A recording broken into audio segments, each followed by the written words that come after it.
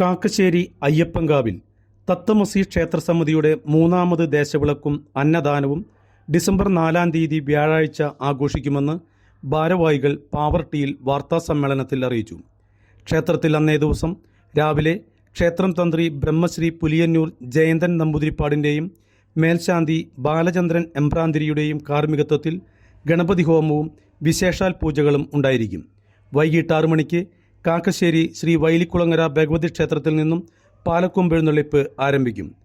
മാളികപ്പുറം മാതൃസമിതിയുടെ താലം വരവ് രാത്രി 10 മണിയോടെ ക്ഷേത്രത്തിൽ എത്തിച്ചേരും.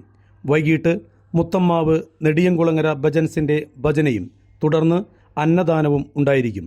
പത്രസമ്മേളനത്തിൽ ക്ഷേത്രം ഊരാളനും രക്ഷാധികാരിയുമായ രാമസുബ്രഹ്മണ്യ അയ്യർ, തത്വസമിതി ക്ഷേത്രസമിതി പ്രസിഡന്റ് പ്രതാപൻ വടക്കത്ത്, മാളികപ്പുറം മാതൃസമിതി പ്രസിഡന്റ് സരസ്വതി അജയൻ, ഷൺമുഖൻ ചേന്തമ്പുള്ളി, പ്രകാശൻ മണ്ണുങ്ങാട്ട് എന്നിവർ പങ്കെടുത്തു.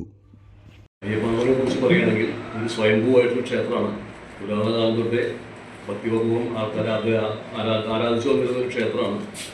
അപ്പോൾ അതിന് ദേശവിളക്കിനോടനുബന്ധിച്ചുള്ള പാലക്കൊമ്പിൻ്റെ എഴുന്നള്ളിപ്പ് കാക്കശ്ശേരി ശ്രീ വൈലിക്കുളങ്ങര ഭഗവതി ക്ഷേത്രം 19 പഴയ ക്ഷേത്രം അറിയപ്പെടുന്നത്. കാക്കശ്ശേരി ശ്രീ വൈലിക്കുളങ്ങര ഭഗവതി ക്ഷേത്രത്തിൽ നിന്നാണ് പാലക്കൊമ്പ് എഴുന്നള്ളിക്കുന്നത്.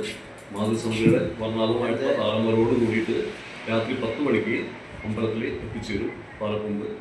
അത് അന്ന് രാത്രി 7 മണിക്ക് വൈകിട്ട് 7 മണിക്ക് നെടിയംകുളങ്ങര മുത്തമ്മാവ് നെടിയംകുളങ്ങര ഭജൻസിൻ്റെ ഭജന ഉണ്ടായിരിക്കുന്നതാണ്. വൈകിട്ട് അമ്പലത്തിൽ വിപുലമായിട്ടുള്ള അന്നദാനം ഉണ്ടായിരിക്കുന്നതാണ്.